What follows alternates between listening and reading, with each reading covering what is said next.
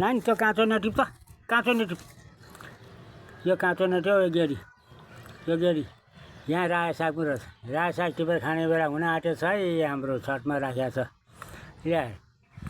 ल हेर्नुहोस् रायोको साग कस्तो आयो भने नि दुधका क्यारेजमा रोपेको राम्रै पो आएछ ल्याएर अनि यहाँ एउटा अनि त्यहाँबाट यहाँ कुरिलो पनि छ है हाम्रो लु हेर कुरिलो कति राम्रो आएको छ एक दिन बिराएर टिपेर दालमा हालेर टिपेर खान पाइन्छ कुरिलो ल्याउ नानी यहाँ घिरौँला फालेछन् हौ ल हेर घिरौँला के मजाका घिरौँला फालेछन् हेर त घिरौँला एउटा दुईटा तिनटा चारवटा रहेछन् यो बोटमा घिरौँला अनि यतापट्टि टमाटर पनि फलेछन् यी टमाटर बाबा यहाँ हेर टमाटर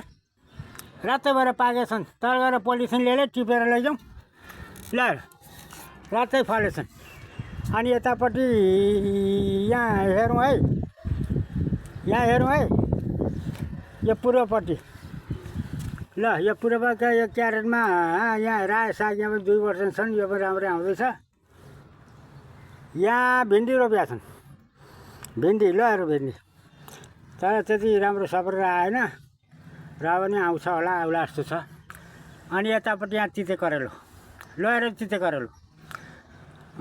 कत्रो भएर फलो भने नि यहाँ एउटा छ यी अलि मासतिर यहाँ त एउटा दुईटा तिनटा चारवटा 5वटा पो रहेछन् त यतापट्टि त ल तिते करेलो पनि राम्रै फलेको छ अरू चिचिराहरू पनि लाग्दैछन् ल यहाँ छेउमा घिरौँलो पनि रहेछ अर्को ल र घिरौँलो मुला त अलिक पानी परेको त हुनेछ यहाँ घोक्रिन आँटेको छ नि यहाँ दिँदा भोलि चाहिँ टिपेर खानुपर्छ आजलाई सब्जी छ यो भोलि चाहिँ टिपेर खाने ल यहाँबाट घिरौँला है नानी यही नखोज यता बिगारेछ भिन्डी यता बाबा यता त्यहाँ चलाउ न त्यहाँ नखोदल यहाँ भिन्डी छन् यसले त खोदलेर सकियो सानो केटीले ल हेर नखोदल न यहाँ घिरौँला हेर यी घिरौँला यहाँ घिरौँला हेर त यी एउटा घिरौँलो दुईटा घिरौँला यहाँ दुईटा रहेछन् यहाँ एउटा रहेछ फल्दैछन् सब्जीले खाँचो नहुने भयो अहिले साग ल हेर के मजाले आएको आउन पनि यहाँ तिते करेलो पनि अर्को भर्खर मुन्टा आउँदैछ चिचिलो पनि लागेछ है यो चाहिँ सानो खालको रहेछ क्या र डल्लो